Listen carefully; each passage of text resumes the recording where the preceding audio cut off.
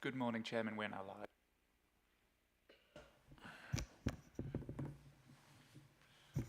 Thank you. Welcome to the 13th of November meeting of the Audit Committee. As you can see, I'm in the chair because the chairman is not available for this meeting, and she's asked me to stand in her place. As far as I'm aware, there's no fire drill today, so if the bell goes, we need to go through the doors at the back of the chamber and then through the doors into the car park at the front of the building. We are being broadcast, and there will be a recording of the meeting put online. So thank you very much. We'll move on to item 1 of the agenda, which is apologies for absence. Thank you, Chairman. We have apologies from Councillor Mrs. Rawlings. Thank you. Any members got declarations of interest to actually put forward? No? Thank you very much. So we'll move on to our agenda item 3, which is the minutes of the Audit Committee held on the 25th of September. You've had these in the pack for some time, so I'm taking them on block. So has anybody got any comments to make? No? Can I have a proposer and a seconder? Thank you very much. All those in favour, please show. So that's unanimous. Thank you very much. It's a fairly short agenda, so we're aiming to get through it fairly quickly as well. So moving quickly on to agenda item 4. So it's over to Sue, I think, isn't it, to present this, or is it Michelle? You're presenting, are you?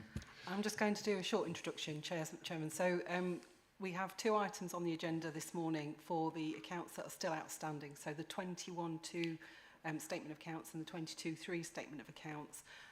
We have an annual report to present to you from Mazars for the 21-2 accounts, and we'll cover that item first. And I'm going to hand over to Mark to let Mazars go through the findings in the annual report. Thank you very much. Do we have external presenters as well? Not for this item. All right, thank you. So we've, under this agenda item, there's 2 essential reports. There's one that's called the Annual Auditor's Report. And that's a summation of the work that concludes for the 31st of March 2022. I'll issue a slight revision to this because there's a date after presenting it today, I just need to change the date, so that's the only change. The content of this report has been seen by this committee before. So there's absolutely nothing new in the content of this report. I think it might have come 12 months ago. But essentially, it's a report under the Code of Practice that confirms that we've looked at all of the underlying arrangements to secure value for money. The only page I would really bring you to is, I'm afraid I'm not sure what number on the pack it is, but it's the VFM arrangements. So it's the section 3 of our report, possibly 27 of your pack. And it's a little table that sets out the overall summary by reporting criteria. So our responsibilities as your external auditor for the year ending 31st of March 2022 is to review the arrangements that the organisation has for financial sustainability. So that's the financial planning process that was in place. We look at aspects of governance, which is around functioning of decision-making, risk management, and we also look at arrangements for performance management under the theme of improving economy, efficiency and effectiveness.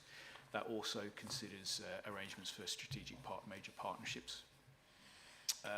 Hopefully your pack is in colour, because what this shows is that there's no indications of any particular concerns over any of those aspects for that year. I'm not going to say any more on that report, because whilst there's a lot of detail in there, again, it has been through this committee in detail. We've also issued one for the year ending 31st of March 2023, so it's subsumed a little bit. At the back of this pack as well, there is a what's called an audit completion update letter. And again, I'll reissue this later today with today's date on. But it gives you the confirmation that obviously I came back to you in September and I talked about the work being almost completed. Just in between that period, we came across one item that we felt we needed to do a little bit of further testing on. And that was as part of the testing in the 22-23 audit, so not 21-22. But in doing the most recent set of accounts, we found an invoice that was recorded in the wrong year. and should have been in the March 22 year-ends accounts. Now, because we hadn't signed that off, we felt we needed to do a little bit more work on that in both years. The consequence of doing that, which we had really good help from officers who did a huge amount of legwork on this actually. The consequence of that is on, I think it's on page 43 of your pack, is that ultimately we felt there was an error of about, in this pack it's 3.3 million. Having finished the testing, it's £4 million. So there's an error where the accounts for the year ending March 22 are understated, so have got less expenditure than should have by about £4 million. We don't believe that is material in the scope of things, and that's just why it's on this report to notify you, to say that the expenditure is included in 22-23. So when we come on to that, I'll be telling you exactly the same thing again. But fundamentally what this letter does is it confirms that we're all in a place that we will be signing off the 21-22 accounts very, very, hopefully today, depending on traffic, getting me back to Birmingham in time. That's all I'll say on both of these items, but that will finish off everything there. So today is the day, is it? Hopefully. Right. Well, it's relatively good news. Did you say it was a single invoice that was causing the problem? There's only a couple. Right. What officers had done, and I'll come on to this a little bit, but there was one invoice, but it occurred in April 2023 and April 2024. So it was because it happened more than once, we wanted to do a bit more testing. Right. As a result of diving into that, there were maybe about 3 or 4 more that came up as a result. Right. So it wasn't a single invoice as such, it was payments made at the time, was it? Right. Thank you. Councillor, Miss Middleton. Yeah, thanks for fessing up. But it suggests a weakness in systems and controls somewhere. Have you identified the weakness and closed that gap? I was going to say yes, is the short answer, but I'll let Sue. Yes, we have. Within financial services wider team, there are several kind of sub-teams, and they've all got processes for identifying cut-off issues, so looking for where accruals need to be made. And what we've established now is that in some cases those processes, they're there, but they're not strong enough, they need strengthening, and we need to take some extra steps. So we always do training for our wider team every year just before closure accounts work starts. So we're going to have a special emphasis this year on accruals the next time we do the training, and make sure that everyone's following a standard set of principles. Yes, well, exactly, a case study, yeah. Any other questions from members? No? Well, the recommendation is that the Audit Committee notes the position of the audit for the 21-22 accounts, and hopefully by the close of play today that will be entirely resolved, which would be good to have one of them knocked off. Can I have a proposer for the recommendation and a seconder? You choose who. All those in favour, please show. Well, that's unanimous, so there's no no's or abstentions. Thank you very much indeed. So we'll move on to a similar item, a different year, which is the position on the accounts for 22-23. Is that you? If I could just make an opening comment, Chair, if I can. So Mark's going to go through the same, obviously a bit more detail, because the 22-23 audit is still being finalised. Mm-hmm. The original plan from Mazars was to finish that by the end of December, but I think they've been getting on very well, so Mark's in a position to present that to us now. The only thing I will say is there's some changes in the report that Mark will present that we haven't shared back with the committee in terms of changes to the 22-23 accounts. You've seen the draft accounts. We've not brought back a full set of the 22-23 accounts with the revisions that Mark's going to talk about in his report, I would just ask committee whether they're happy to have the 22-3 accounts signed off ahead of them coming back in terms of seeing a full set of accounts, because we're not due, obviously after this meeting, we haven't got another meeting till February, and I wouldn't want the signing off of the accounts to be delayed just because we've not had a meeting where we've discussed it. So it's really just asking whether you're happy for us to adopt the changes that Mark's going to talk about in his report, and then we can circulate them by email and give authority to the chair to sign And what's the them off. process, Michelle, for doing that? So once Mazars are happy that we're in a position that we can sign the accounts, we update the report, the set of accounts with the changes that Mazars have agreed with us. We can circulate them to the committee by email and just check that we've got delegated authority for the chairman to sign them off on the committee's behalf. The audit's fundamentally complete, and Mark will talk to you about what the findings are. Most of the changes for the pension fund accounts and the county accounts are around the pension valuations that we talk to you quite frequently about. I think John's online to give you an update around the pension fund audit as well. So it's just really checking that the committee are happy for us to go ahead and sign the accounts without the full set coming back. And it will be the chairman Yes. involved in that. I think it has happened before, hasn't it? Yeah, it has. It's you know, we've had obviously a bit of delays in the last couple of years for various reasons, and rather than wait for the next meeting, I say Mark's going to present the findings now, so the accounts will just reflect what Mazars are feeding back. Is that part of the recommendation? It isn't, because I think we've only just discussed with Mark that will be part of the requirement. I just didn't want to get stuck in the not being able to sign off the accounts. We honestly didn't think Mazars would be this far on with their work for the November committee, which is why we put it in for February, being the next committee. So when we get to the recommendation, maybe we can just pick that up again. Tom, if that's okay. Thank you.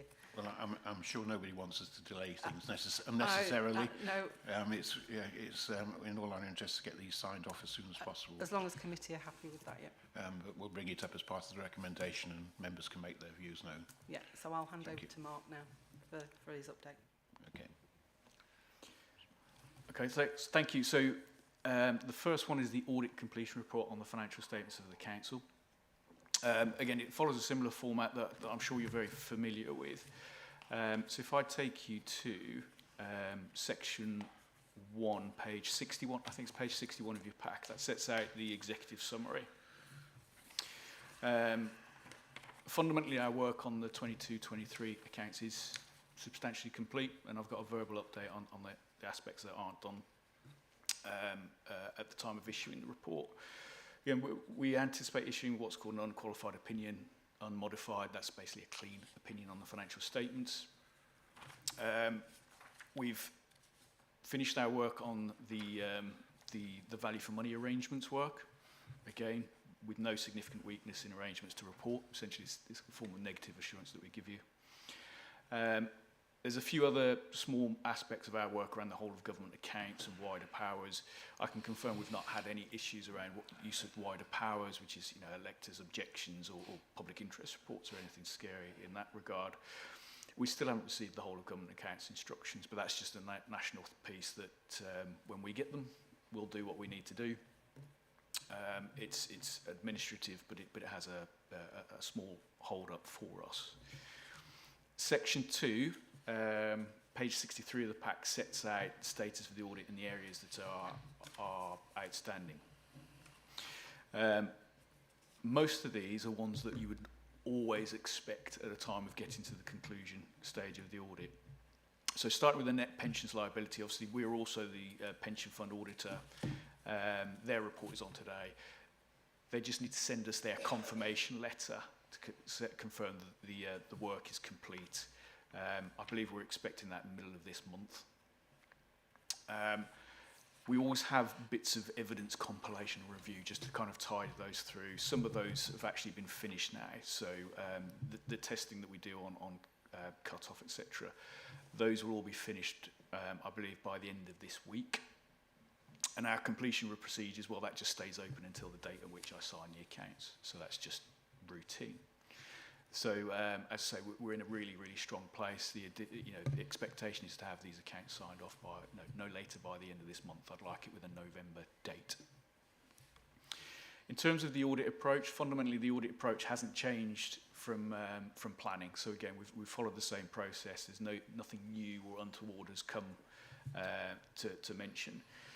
Section 4 of our report sets out the areas of significant findings. So we set areas where we're going to spend additional amount of time. So page 67 talks about the management override of controls. Again, it's a routine risk, but that we perform various aspects of reviewing judgments and estimates. We apply some data analytics to look at underlying transactions in the financial ledger, and having completed all that work, again, there's nothing for us to report to you. The aspects around the page 68, this is the one that's slightly complicated this year, more complicated than normal. So we always look at the pension liability and asset as big numbers in the financial statements. Fundamentally, the council takes some information from an actuary and the pension fund and reports that information. That's me. Let's try this one. The information that goes into the financial statements is at a periodic draft, so it's quite early on in the year. So there's always a fluctuation and change as you get through to the year end, as you go from a place of estimating what the economy is going to do for a couple of months into, well, this is actually how it materialised. There was an added complication this year through a nuance in one of the accounting standards that essentially put a cap on how much of an asset you could recognise. So essentially getting more complicated in terms of how it needed to do. The very simplistic answer, which doesn't really bring out the amount of work that goes into this, but the really simplistic piece is that the council has got themselves a new valuation with all of the right assumptions that underneath the accounting standards, and it's going to plug those numbers into your financial statements. That's the only change from draft to final of any substance. The adjustments that go through have no impact on your general fund, so on the drawn council tax whatsoever. It will impact a disclosure note and the balance sheet, but ultimately it's a carrying value. So it has no, in terms of decision making, yes, it affects the financial statements, but it wouldn't influence your decisions on setting council tax, for example. The other area that we always look at, of course, is assets and valuation of land and buildings, big numbers in the financial statements. Our work is substantially completed in that. There's a few little things that we need to finish off on, but there is no adjustments, no issues coming out of the work that we've done on that. Page 70 of the pack goes into some of the details of the work that we have done in some of the other matters that we would discuss with the authority. There's nothing of particular concern in there. It's just to give you a flavour of the extent of work that we do and the wider discussions that we have, and not just necessarily focusing on the significant risks. And of course, fundamentally, I need to confirm to you, yes, the accounting standards that have been applied are appropriate for the organisation. If I take you to so we've not raised, section 5, we've determined that it wasn't really necessary to draw any internal control recommendations. Whilst we have the extended cut-off issue that we talked about just briefly earlier, which affects both this year and the 24 year end, because management have taken action on that one, we think that's sufficient and appropriate not to raise another recommendation for recommendation's sake. But as this is clean, again, I think it's worth stepping back and saying, actually, not all of our reports look this clean. A huge amount goes work into this, but actually this is in a good position. The misstatements that are set out on page 75 are ones that individually are above £765,000, which is our lower threshold of tolerance. Cumulatively, they gross up to about £8 million on the balance sheet, but we don't believe that is material in aggregate. Management have taken the view that they don't believe it will affect the financial statements and are not going to adjust for that. We're satisfied in that approach, but again, it's our duty to bring that to your attention.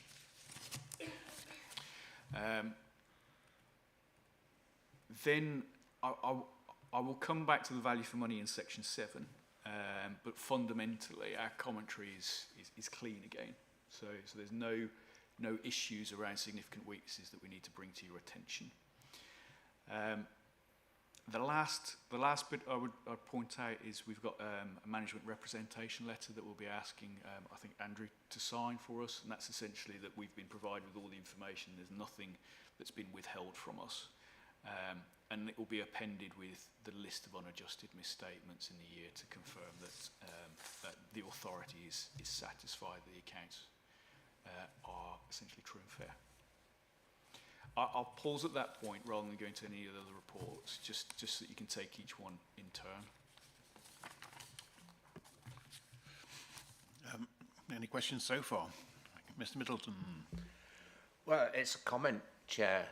Not all our accounts look this clean. That's a ringing endorsement from auditors, I think, and I'm sure this committee would want to record its acknowledgement of the sustainably high level of accounting expertise within our finance teams. Yes, I agree with you entirely. I think it is worth mentioning that, and thank you for doing so. We do seem to be in a good position for the accounts, the 22-23 accounts, and for closing them in December. So that's very good. Any other comments, questions? Councillor Coupland. Yeah, just a quick one, really. It's lovely to see our auditors here face to face instead of on the screen. I know it's gradually got less and less and less, so you know, I congratulate you for that, because when you sit in at home and done so much work at home, probably it's sometimes an effort to get out and get on a train or get in a car and get here. So I congratulate you on that. Thank you. Yes, it's worth turning up in person, isn't it, to get the accolades. Any other questions? No other questions. Have you got to carry on? Is that right? I think, is John Presley dialing in? He's there, right. So he'll cover the next report and then back to me, I think. Thank you, Mark. We've detailed our audit completion report for the pension fund audit. In terms of the status of the audit, we're in the process of completing our final checks on the investment values that are detailed in terms of the accounts. And we need to still complete our final checks on the disclosure notes and the financial statements. And apart from that, it's just the usual sort of quality control and completion procedures in the same way as Mark has outlined for the main Lincolnshire County Council accounts. With regard to our findings, really there is only one finding of note, and that is an inescapable finding, and that is that there was a movement in investment values between the initial set of accounts and the final version of £7.896 million, and that is to do with the timing of valuation information as at the 31st of March, because some of it trickles through during the course of July, August and even September before we have the final values from all of the investment fund managers. So I wouldn't want you to see that as a fault or a weakness. It's an inescapable dynamic, but it is something that we have to report.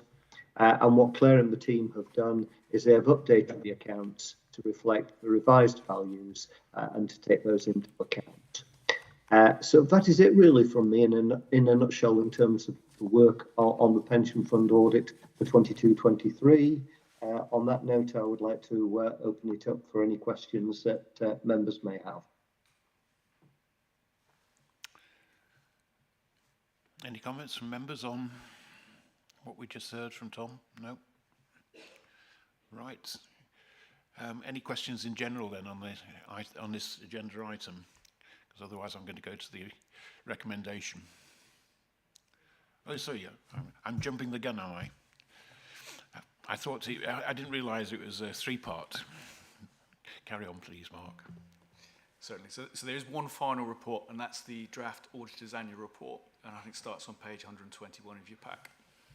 And essentially this is our final report for you as your external auditors, and it covers the completion of the 22-23 audit. It's called draft at the moment, and the only change that you'll see between draft and final is on page 124. There's a box that says opinion on the financial statements. It says we expect to issue our report in December 2023. The only change will be I will change expect to the actual date. The rest of the content will be exactly the same. What this does, I mean, it's a bit of a repeat of last time. It talks about the work that we've done to conclude on the financial statements. It reaffirms that there were no significant issues coming out of the financial statements work. And you know, looking at the annual governance statement, etc., given the organisation in our best terminology, adequate and adequate arrangements assessment. Section 3 really goes into what's the VFM arrangements across financial sustainability, governance, and improving economy efficiency and effectiveness. Now, obviously, this is far more up to date than the previous one. So what I would say about this is that whilst we ultimately conclude that there are no identified risks of significant weakness and no actual ones and no need to make recommendations, so a good, clean bill of health across your financial planning, budget setting, budgetary control, delivery of savings, delivery of performance, risk management, etc. Yeah, so it is all clean. I think it would be untoward not to think about the environment in which you operate. So we've done a few charts under the financial sustainability, pulling out some of the information around where you have been and where you're going. And I think for me, it just accentuates the fact that the authority has always been in a strong position with its financial, making sound financial decisions to protect its financial sustainability, but it is obviously getting very, very tight, and it will continue to get that way. And I would never suggest this council is becoming complacent, but I would always forewarn against any level of complacency, because the wider environment, the ability to find and deliver savings, to maintain a balanced budget is only going to get more and more difficult. The demand pressures that are coming through with delivering high quality services as rated by Ofsted will always be a pressure of maintaining those. So there are clear, undeniable challenges, but what our report fundamentally does is say, well, actually, for the wider stakeholder, things such as how you pull your budgets together and how you make sure those are clear and transparent are robust. They do what they need to do. They forewarn the risks. It's a terrible word, but they forewarn the risks adequately enough to make informed decisions. So it is I will say it is a good report for the authority. It is a good position. I just feel that with everything that can go wrong, and from our own experience, we work with a number of authorities where one little thing can actually snowball into something else, and that's why I warn against any kind of semblance of things will be all right, because something dramatic can happen, and how the organisation adapts to that is always going to be key. But that's it, and obviously we'll simply finalise this on the date which we issue the opinion on the accounts. Thank you very much. Yes. I was talking to Councillor actually before we started at exactly this conversation, which is complacency. And I think that insight about the snowball is absolutely crucial. And we've just gone through basically two sets of accounts. And unfortunately, I always find that the best sets of accounts are a massive anticlimax. And that's the joy of being an accountant, is the fact that you do a huge amount of work to get to the point to make it look effortless and there's nothing to talk about. But I think the thing for me on this is precisely that, which is it's the constant monitoring, it's the insight, and that's the bit I would, not in this report, but we were talking about earlier, is how we make sure all the questions that we're asking other people and other jurisdictions that we're failing, and how they snowballed and how quickly, how that is plugged into our mechanism to make sure our budgeting is spot on. We are in a good place, but everybody's literally just grabbing the desk at this point and touching wood and saying, great, let's keep it that way. But that's the insight, I think. If it's happening, that's great. It's that continuous conversation, please. Miss Middleton. Well, I was going to express similar sentiments. That's arguably your most valuable contribution to this meeting. And therefore I would have to ask the officers, if we assume that a worst case scenario might transpire, what contingencies have we thought about, mitigations in place, potential courses of action, such that it wouldn't result in cutting education or social services or other essential council services that the population depends upon?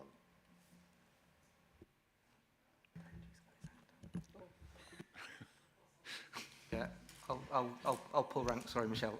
So yeah, I was going to respond to Mr. Holdenby's question as well, but I'll cover both of them. So I think it's probably important to say to the committee right out the bat, this council isn't complacent about its financial position whatsoever. We take the responsibilities of managing the taxpayer money of Lincolnshire very, very seriously. You know, our annual financial planning, reporting, monitoring is it's a full-time job. It's not just something that we turn on just because we have to set a budget in February. There are certain points in Mark's report where obviously there's some graphs about reserve levels and what have you like that, and I think I'll return back to some of the points that we've talked about in some of the wider council meetings before, particularly around the council budget, around things like our financial volatility reserve, our level of general reserve. Those reserves are there to provide a buffer to essentially allow us to buy time to transform the council, should we need to, into a different shape or size, to try and avoid those cuts or immediate cuts that Mr. Middleton talked about, really. So there's some reassurance there. I think the other thing I'd like to say is around, I guess it's that forward look in terms of, so all of our service leads, the directors, Heather in children's, Martin now in adults, they are leaders in their field. They work with their networks to see what's coming down the line. So we aren't ever on that sort of reactive space. We are always proactively managing our services to manage demand effectively as well as we can. If you look at the recent Ofsted report, the soon-to-be published CQC report, they all talk about the way that we manage our demand better than other councils. That's why we are in the position that we're in. So that's not complacency, that's working hard to keep your own destiny in your hands, really. Just one final point as well. Throughout this period, the last few years, whilst we've seen councils start to struggle, we've not ever looked away from being a more efficient council. So over the past 3 years, we've taken out numerous savings around making ourselves more digitally savvy. And that's contributed to being able to provide those good quality services still. And we're about to embark on another next stage of transformation as well around our business performance improvement as well in the coming years as well. So whilst it'd be easy to sort of sit back and not change and transform the council, we are always looking to do that next thing, which creates capacity to pay for the demand that we do have to pay for. So so I'm hoping that provides some reassurance that we certainly aren't complacent. Well, I think we wouldn't expect any other comments, I think, to come from you. And I think it does, give a degree of comfort that things have gone well for the county over the past, and the case now as well. But Mark did warn us about, the challenges facing us. And the difficulty, I suppose, as we go through these sort of processes that you've outlined in terms of looking for efficiencies and so on, the difficulties that we then get to react to those challenges, the sort of scope you've got to play with gets smaller and smaller. And I do wonder whether you look at the interactions between departments. It's relatively easy, I suppose, to look within departments in terms of what they do and how they manage their risks and so on. But, if you look at the whole of the piece and across the council as a whole, and the interactions that might occur, do those sort of discussions and processes take place as well? Yeah, that's precisely the reason we're bringing in this business performance improvement piece now. So it's not looking at individual spend areas in their own pyramids, so to speak. This is looking at the process across the council, where you have interactions, where you have handoffs, where you have it's that next layer of administrative reduction, really, in terms of what we're looking for. So and maximising the efficiency that way. Right, thank you. Any other questions? Paul? Thank you very much, Chairman. Looking at the chart on 133 and listening to the comments, I feel really quite assured by the auditor's comments and yours, Andrew, the fact that we know what the cost of business is. And you see a lot of companies that go out of business, they lose track because they don't know where they are on the budget and what things are actually costing them. So I'm really reassured by what I hear and the constant improvement we have in place. The only other constant improvement I would really like, but that's government, is fairer funding for this county. Thank you. Well, I think we'd all support that comment, Paul. Any other questions on this agenda item? No? Well, in that case, if that's all right with everybody, I will go to the recommendation. And I'm sorry, I almost missed the most important part of the presentation, didn't I? So the recommendation is that the committee notes the report and the appendices and identifies any actions that might be required. Well, I think you've had some comments to that effect. There is the additional proviso that we then deal with the accounts hopefully as they are signed off in December by emails and by chairman's signature, if that's all right, with the report then coming to the next audit committee in February next year. So that's the recommendation. Can I have a proposal? Thank you, Paul. Seconder, thank you. Councillor Stokes. So that's item 5 finished. So we'll move on to, we'll move on to item 6, which is the Audit Committee Annual Report, is that right? Thank you. So the report shares the progress and the work undertaken by the committee across this calendar year. I've lifted some information from the Constitution around the functions and responsibilities for the committee. The November attendance dates will be updated along with the new developments in relation to the statutory accounts, and I'll ensure that the latest position is reflected in the final report, which is due to come to the February meeting for approval. The report is authored to provide a focus on the scrutiny that's been offered through this committee, rather than including information that you've talked through. And Councillor Rawlins, although she's not here, she's been involved in the production of the report and she's content with it. So I'm happy to take any questions from members. Any questions? No. I think I've got one in terms of resources and so on, because I think in the past we've had some issues with keeping resources and keeping the team up to spec. Is that all going all right at the moment? I think there's some pressures in terms of actually finding a core number of people within the profession as a whole. How's that going, please, Claire? So across sort of my assurance services, we do still have issues in relating to appointing qualified senior auditors. They just don't seem to be out there, never mind wanting to come and work for local authorities. We are continuing the growing arrow, so we're trying to bring people in and upskill them and develop them. We've got a much more intensive training process than we've had previously. In relation to our risk team, we've invested further within that, and that work's really starting to take off and is progressing really, really well. And in relation to counter fraud, we're out to advertise for a counter fraud manager at the moment, and reshape the team to look where that work will go as we move forward and make sure we're offering the right assurance support.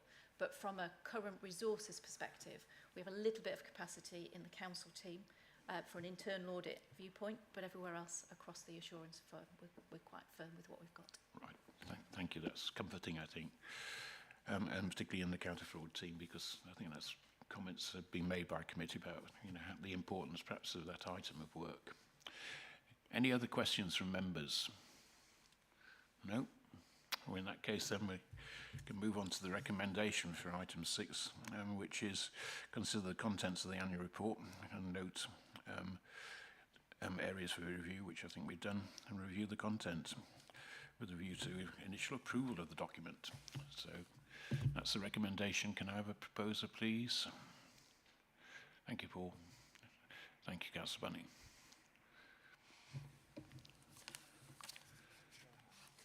Oh, yes. We better have a show of hands, if that's all right. I automatically assume it's going to be unanimous, but in this case it isn't. So oh, it is now, I think, unanimous. So I won't take any abstentions or any negatives. Thank you very much. So we can move on to item 7, which is horizon scanning, which is something that I think that we've been keen to look at the committee. So keen to see how we're getting on with that. Thank you.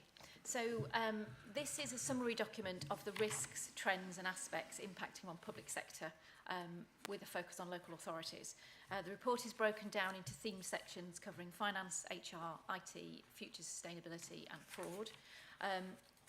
I've purposely not tried to either reinvent or recreate the combined risk reporting that will come to the committee in February, which is very focused on our council risks. This is very much focusing on the wider risks facing councils across the country. I've deliberately kept it broad with that idea of informing the committee on aspects that you'll need to consider as we continue to deliver. I'm hoping that this will stimulate some discussion around how we link the work that we deliver through our governance and risk processes with the levels of assurance that you receive via the committee. If the committee would appreciate some training on how to develop their risk questioning and understanding of risk control impacts, I'd be very happy to arrange that training for next year. Also, as a reminder, a review of the work into fraud will be coming to the committee meeting in March, along with a latest version of the fraud risk register. I've also arranged for the head of service for information assurance to attend that March meeting to give you the opportunity to ask any detailed questions around the significant work that the team do and answer some questions around the control and the impact that their work has on protecting the council further. I'm far from an expert on some of the detailed risks within this document, but very happy to take any questions, and if there's anything I can't answer, I will get back to the committee as soon as I can once I've spoken to the relevant expert. So very happy to obtain your responses and discuss further. Well, at the end of the question, I think we ought to go back to the issue about, do we have a special session on horizon issues and so on, whether that training is going to be good for us. But Councillor Middleton, question on the report as it stands. Well, I'll leave you and colleagues to discuss that first question, Chair. But in respect of Claire's paper, timely, appropriate and correct to look over the horizon and see what's happening. You alert us to the fact you bring the full risk analysis to us in February, and I guess these are all contained in that risk analysis to some extent, if not in their entirety. And following the theme that Andrew Crooken has assured us upon, we don't expect to be surprised or shocked. So, for instance, referring to another authority, who at Birmingham did not tell the authority that it was headed for a great chasm of HR problems because of its HR practices? And I would expect Lincolnshire to have somebody telling them, with the expertise you admit you don't have, that this is seriously problematic in 2 years, 3 years, etc. Artificial intelligence springs to mind, which I don't know what it is or how it works, but that would fall into digital, etc., etc. Cloning people's voices and so on. That's a new venture, isn't it? And highly believable. So we could have the chair being cloned and putting him all sorts of things. So what I hope you'll demonstrate to us in February is that you told us these were potential pitfalls, you've had people working on them, and therefore in the mitigation column for the risks that you really make smart in February, that we are assured that you're on it, insofar as you can be on any of these strategic issues which are beyond all of our ken to some extent. So yes, I can't comment on Birmingham, I don't work there, I don't know the inner workings of it. But in relation to what we do across the council, so our risk team is out in all the directorates, having those on-the-ground conversations, so they're understanding what's happening on operational levels and where our risks sit, and then they're discussing with risk owners the quality of their controls and the mitigations that are in place, and where those sort of key risks are monitored so they can see when they're starting to be an impact. So that's happening with the team across the council. At the February meeting, the exec directors will all be present for you to ask them the questions, and I'm hoping reading this paper may give you some areas that might need consideration by the committee to be able to delve a little bit further into information that may not be as deep as you want it to in relation to our reporting. But the reporting is focused in February just on the council, it's just on us, and in relation to the risks that are faced across the council, and joining up the operational risks in relation to the strategic view as well. And that's why the exec directors are here, for you to be able to ask those more detailed questions. Who are the experts, unlike me? Thank you. Ian? Thank you, Chair. Really useful, very thought-provoking as well, pretty comprehensive. And I think just as much to council, my members here, that this is great, and looking out there, Andrew, to take your point, the issue is also when we have a look at the risks, there's also the risks of our current state and what we have right now. So, well, you know, voice recordings, Andrew, being around called tape recorders for about 40 years, mate, but it's okay. So we can do a bit more than that. But with those aspects, there is our existing working practices. We talked, and Andrew made a very fair point around the fact that what we do now is leading us into a risk. It isn't something that's being introduced that's going to cause a risk. It's what we're doing right now. And I think that would be really interesting to have that chat, to have the conversation with them, to understand that you're looking from now out as well as from out in when it comes to having a look at risks. But this is a great out and in document as far as I'm concerned. I think it's probably worth adding the research work that's gone into my understanding with being relatively new across the council. It's very obvious that as a council we do very well in understanding what our demands are. So the demands that are coming in, we're very clear on understanding those, and we're very good at doing finding new ways of working so that we can deliver to meet the demand whilst not overstretching ourselves. So it's really important that the council sees that, because that's something that we see within what we're doing. We see that ability to flex and bend. However, that can't continue because that infinite pot is not there. So you can only do so much with so much for so long, even though we are finding very creative and new ways to do things. Ian, you want to come back? Just on that one, I think the important part for me is to, not only this committee, but actually just the full council, is to understand where it's A or B, because you can't have A and B. And that's a lot of the occasions where risk people don't get, where actually you've got a choice. And you have to understand there's going to be pain coming. Question is, are you ready for that level of pain and the visibility and how early you can do it? Because we can't keep adapting with the current constraints. Thank you. Any other questions from councillors? Okay, because I've got a couple, if that's all right.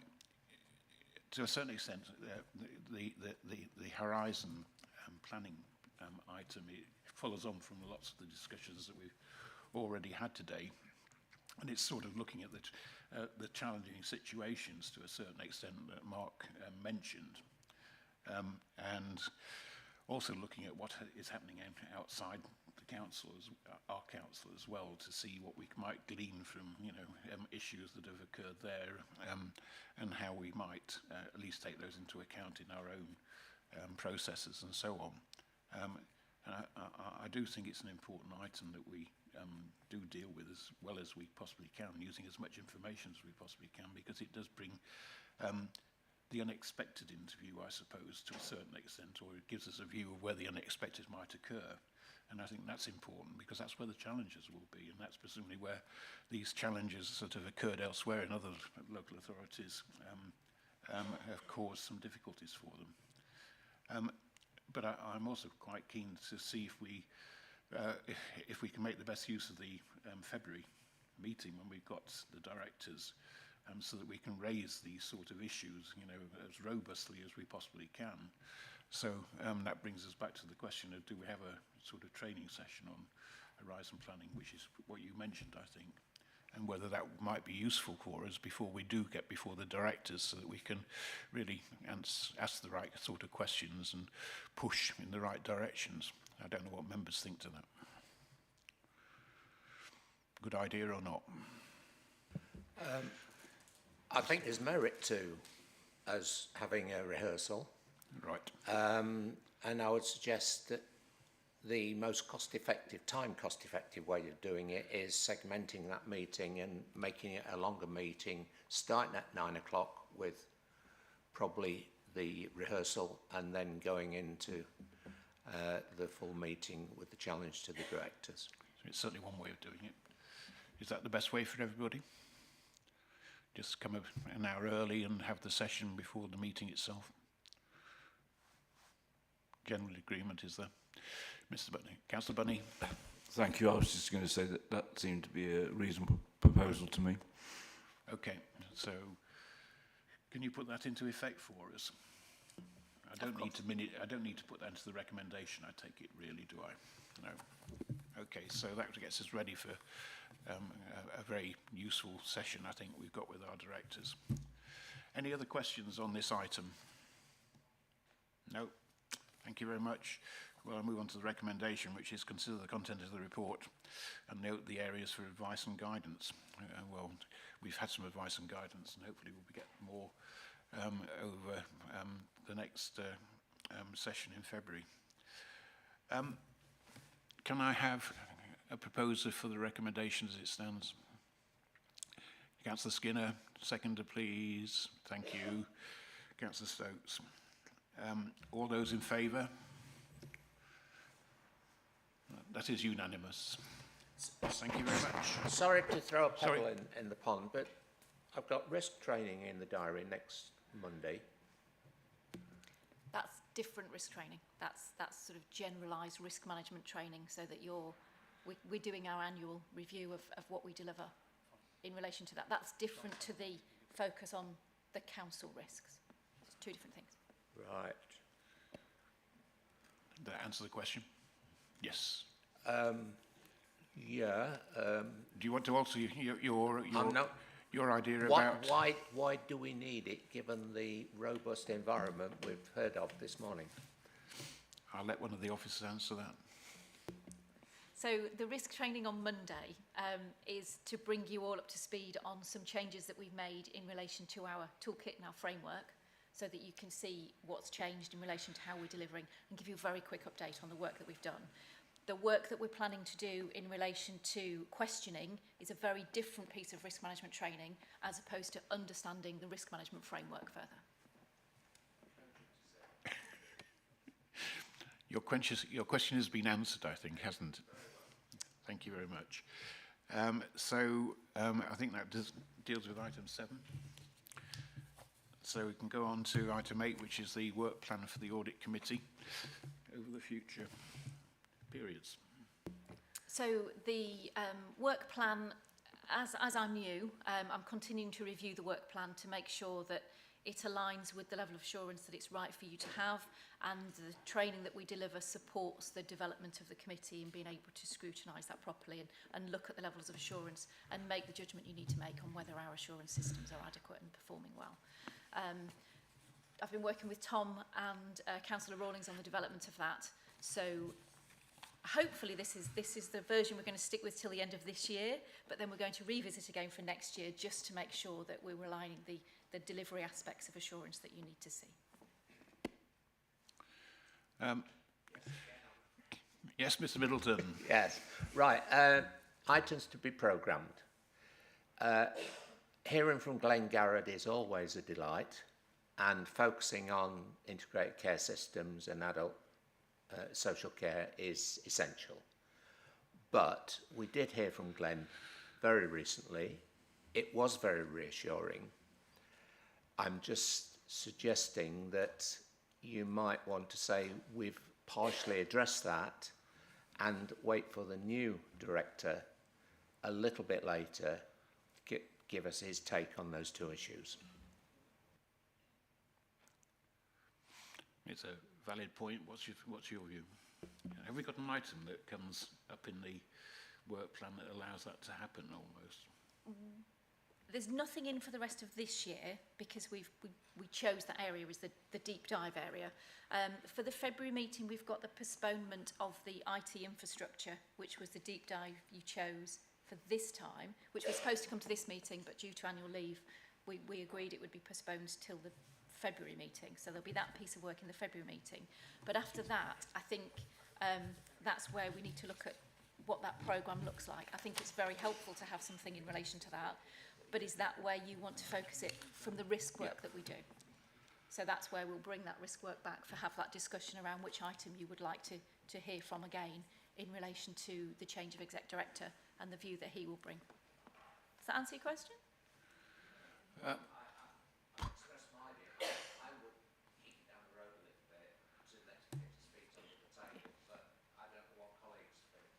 Well, it is an item to be programmed, I think, isn't it, on the works plan? It's right at the end, as Thomas just pointed out to me. And I know that Councillor Rawling has expressed the importance of this item because of the uncertainties associated with the funding arrangements, you know, that are changing all the time and where that might lead us in terms of risk. So I think, you know, I would be quite keen to have something, shall we say, put in the works programme that might allow the new director to A, express, you know, what he's found out, as B, as well as to give us his views and hopefully comforts, you know, that everything is being monitored properly so that risks are being managed. That's all right. Is that possible that we can do that? Of course it is. Thank you very much. Any other comments on the programme and any other items that seem to be perhaps missing off it that we could add into it? No. In that case, with that perhaps amendment, the works programme seems to be fairly sound for the future as we know it at the moment, at least. Can I have I think the recommendation is just to accept, you know, that as it stands. Are we all in agreement that it's a fairly sound report and programme as it stands at the moment? Thank you very much. All those in favour, just and hopefully unanimous again. Thank you very much. So that brings us to the end of the committee, and we finished at 5 to 11, which is quite good, I think, but it was a fairly short one, so it was to be expected. And thank you very much to all the officers and all the presenters for presenting to us. I call the meeting to a close.